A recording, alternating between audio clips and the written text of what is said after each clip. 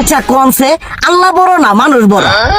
ধরো গাদা, তুই কার হাতে কার জোড়া দেশ? কুড়াই আল্লাহ আর কুড়াই মানুষ। যেটা কবার কইছে ওইটা কন। আল্লাহ বড় না মানুষ বড়?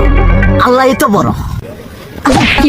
আল্লাহ বড়, তাহলে আল্লাহর কথা না হইলে মানুষের কথা শুনেন কে? তুই কি কইতাছস? কি এর আল্লাহর কথা মানে না মানুষের কথা মানে? হ্যাঁ, কি আর মানুষের কথা শুনেন তাই না? আমনে যে ওই দিনকে ডায়াবেটিসের রোগ নিয়ে যে হাসপাতালে গেলেন, ডাক্তার আপনার কত কিছু খাবার না করলো, সব কিছু না খাই এখন চলতেছেন। তাহলে আল্লাহ যে আপনারে কইছে যে হারাম খাবার না, সুদ খাবার না, কই আপনি তো কাম কাজ বাদ দিয়ে এলাকার মধ্যে টাকা পয়সা না গায়ে খালি ওইলে দিয়েই খান, নিজেরা টিয়াও হালাল ভাবে কামাই করেন না, ওই সুদ তো না কয়টা টিয়া করে লাভ আহে ওইলে দিয়ে দিয়ে চলে না, পেট বড় বানাইছেন। শুনেন একটা কথা কই, হারামের কোনোদিন আরাম নাই। হালাল পথে রুজি রোজগার করেন, প্রয়োজনে এড়া বেলা কম খায়েন, তাও শরীর পিণ্ডও ভালো থাকবো, কোনো রোগ বেদও হবো না, আরামও পাবেন, আল্লাহও খুশি থাকবো। তুই আমার এইভাবে বুঝাবি আগে কইলি না কে?